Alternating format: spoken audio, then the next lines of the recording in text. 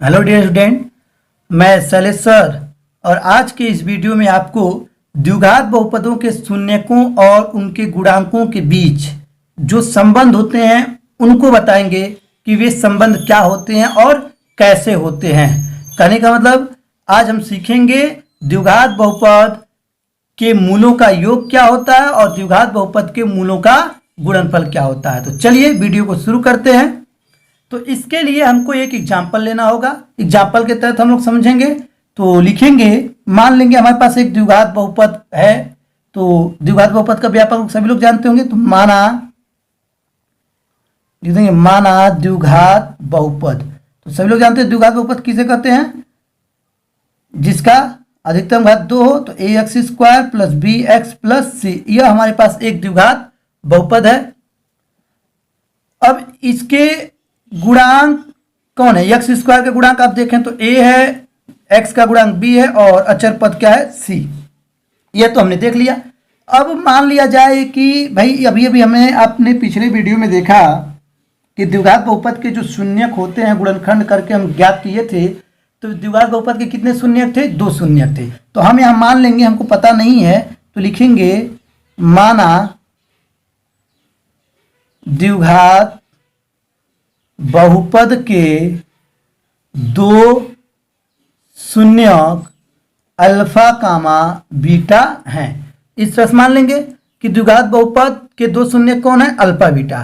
तो अब आप एक बात और ध्यान देंगे कि जब द्विघात बहुपद के शून्यक दिया हो और उससे द्विघात बहुपद बनाना हो तो आपको करना क्या होगा, आपको एक फार्मूला ध्यान में रखना होता है। वह फार्मूला होता क्या है कि जो शून्यक दिया होता है उसको उस द्विघात बहुपद यानी कि जिसकी चर राशि के रूप में आपको लिखना है उस चर राशि में से उस शून्यक को क्या करते हैं, घटाते हैं। तो चलिए उस सूत्र को हम लिखते हैं। तो इस तरह से हमने लिख दिया कि द्विघात बहुपद बनाना जब शून्यक अल्फा बीटा दिए यानी कि दोनों शून्यक दिए होंगे तो द्विघात बहुपद कैसे बनाते हैं, हमको मान लीजिए चर राशि एक्स के रूप में द्विघात बहुपद को लिखना है। तो एक्स में से अल्फा को घटा देंगे एक ब्रैकेट में, फिर गुणा करके दूसरे ब्रैकेट में फिर दूसरे मूल यानी कि दूसरे शून्यक बीटा को उसी एक्स में से घटा देंगे और इसको हल कर लेंगे तो फिर पुनः हमको द्विघात बहुपद प्राप्त हो जाएगा।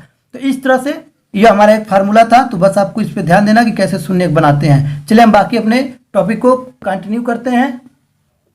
तो हमने क्या किया था, माना द्विघात बहुपद के 2 शून्यक अल्फा बीटा हैं। तो जब 2 शून्यक अल्फा बीटा हैं तो द्विघात बहुपद कैसे बनेगा, यानी कि तब क्या हो जाएगा, x माइनस अल्फा हो जाएगा और x माइनस क्या हो जाएगा, बीटा, ये हो जाएगा। अब इसको यदि हम सॉल्व करें, ये तो द्विघात बहुपद हमने बनाया जब शून्यक हमको दिया था। तो x का x में गुणा होगा तो एक्स स्क्वायर, x का माइनस में होगा तो यानी माइनस बीटा x हो जाएगा, माइनस अल्फा का x में होगा तो माइनस अल्फा x हो जाएगा और माइनस में माइनस का गुणा प्लस अल्फा का बीटा में गुणा होगा तो क्या हो जाएगा, अल्फा बीटा। इतना तो आपको आता होगा। अब इसको थोड़ा सही से कर लिख लेंगे, एक्स स्क्वायर माइनस एक्स को यहाँ पे हम क्या कर लेंगे, कामन, एक्स को क्या कर लेंगे, यहाँ भी हम एक कामन कर लिए तो क्या हो जाएगा, माइनस को कामन करते हैं तो माइनस होगा तो प्लस हो जाएगा, प्लस होता है तो माइनस। इस बात को आपको ध्यान देना है। तो बीटा माइनस में तो क्या हो जाएगा, प्लस में बीटा, अल्फा भी माइनस में तो प्लस में हो जाएगा अल्फा, प्लस हो जाएगा अल्फा बीटा। और इसको एक लाइन के रूप में अगर लिखें तो एक्स स्क्वायर माइनस, इसको लिख देंगे पहले अल्फा प्लस बीटा को लिख दिए और उसके बाद एक्स को लिख दिए, लिख सकते हैं प्लस अल्फा बीटा। अब क्या हो गया कि इस तरह से हमने क्या किया, द्विघात बहुपद का गुणनखंड किया। और द्विघात बहुपद का गुणनखंड करने के बाद हमको कुछ चीजें दिख रही हैं, यहाँ अल्फा प्लस बीटा दिख रहा है। तो अल्फा प्लस बीटा क्या हुआ भाई, मूल अल्फा बीटा क्या था, मूल, अब बीच में किसका चिन्ह है, प्लस, यानी कि कह सकते हैं मूलों का योग। यानी कि अगर द्विघात बहुपद में आपसे पूछा जाए मूलों का योग बताइए तो लिखते हैं यहाँ पे हम मूलों का योग, मूलों का योग। तो मूलों का योग क्या निकल के आया हमारे पास, अल्फा प्लस बीटा, और यही है बस। और इसके नीचे नहीं कुछ क्या कर लेंगे, एक मान लेंगे, अल्फा प्लस बीटा है तो इसके नीचे हम नहीं कुछ करेंगे तो क्या कर लेंगे, एक मान लेंगे। तो अब आप देखिए कि अल्फा प्लस बीटा यानी कि जो मूलों का योग निकल के हमारे पास आया है कि ये जो भी मूलों का योग हमारे पास है इसको अब किस रूप में लिखेंगे, तो मूलों का योग अल्फा प्लस बीटा। तो अल्फा प्लस बीटा क्या है, यक्स का गुणांक है, किसके रूप में, माइनस के रूप में, तो लिखेंगे हम माइनस एक्स का गुणांक, भाई माइनस एक्स में इसका गुणा हुआ है ना यहाँ, आप देख सकते हैं, तो लिख देंगे अल्फा प्लस बीटा को क्या लिखेंगे, माइनस एक्स का गुणांक लिख सकते हैं। भाई माइनस एक्स का ये क्या है, गुणांक है, माइनस एक्स में ही तो इसका गुणा हुआ है इसका, तो इसलिए बटे एक क्या है यहाँ, एक यहाँ पे है मानेंगे एक, तो यह क्या है, एक्स स्क्वायर का गुणांक, तो यहाँ लिख देंगे एक्स स्क्वायर का गुणांक। तो समझ में आपको आ गया होगा। तो इस तरह से हमने देखा कि हमारे पास मूलों का योग निकल के आ गया इतना, और अब इसको क्या कहते हैं, अल्फा बीटा को, यानी बीच में नहीं कुछ है तो गुणे का चिन्ह है, तो इसको हम बोलेंगे मूलों का गुणनफल। क्या बोलेंगे, मूलों का गुणनफल। तो मूलों का गुणनफल को लिख लेते हैं, लिखेंगे मूलों का गुणनफल।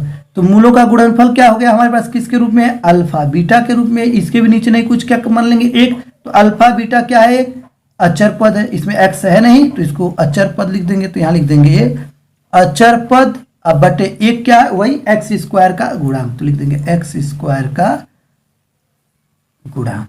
तो उम्मीद करते हैं आपको इतनी बातें समझ में आ गई होंगी। अब हम क्या करेंगे, आपने देख लिया इनको, अब हम लिखते हैं कि जो हमारा मेन फार्मूला निकला, तो आप देख सकते हैं मूलों का योग है और ये मूलों का गुणनफल है और ये गुणांक है।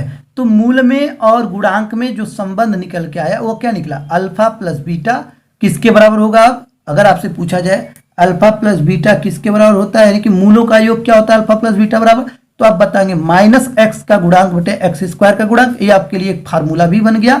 मूलों का गुणनफल क्या है, अल्फा बीटा, इसका मान क्या होता है, अचर पद बटे एक्स स्क्वायर का गुणा, यानी कि मूलों के गुणनफल का मान निकाल लेते हैं। तो चलिए इसको इन ब्रैकेट कर लेते हैं। तो इस तरह से हमने इसको इस ब्रैकेट में कर लिया।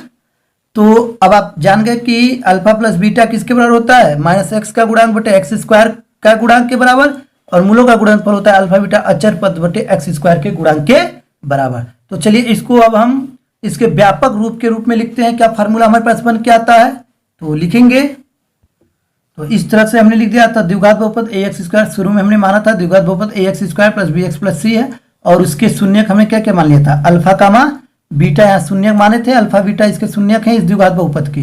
तो अब इसके मूलों का योग क्या होगा, मूलों का योग का मतलब अल्फा प्लस बीटा, तो हमने क्या बताया सूत्र क्या होता है, माइनस एक्स का गुणांक, फार्मूला क्या था, माइनस एक्स का गुणांक, आप यहाँ देख सकते हैं माइनस एक्स का गुणांक के फार्मूला था बटे एक्स स्क्वायर का गुणांक। तो माइनस एक्स का गुणांक, तो यहाँ लिखेंगे माइनस एक्स, एक्स का गुणांक कौन है, बी है यहाँ, तो बी हो गया बटे, फिर होता है फार्मूले में एक्स स्क्वायर का गुणांक, तो एक्स स्क्वायर कौन है यहाँ पे, तो एक्स स्क्वायर गुणांक क्या है, ए, तो यहाँ लिख देंगे ए।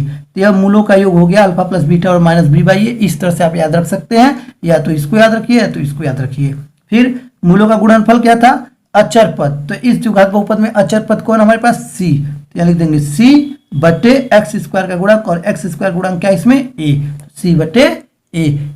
इस तरह से हम निकाल से लिए क्या, मूलों का योग और मूलों का गुणनफल क्या होता है द्विघात बहुपद में, और उसके शून्यक और गुणांक में क्या संबंध होते हैं। तो ये सब चीजें आज आप इस वीडियो में क्लियर हो चुके हैं। तो उम्मीद करते हैं यह वीडियो आपको अच्छे से समझ में आया होगा।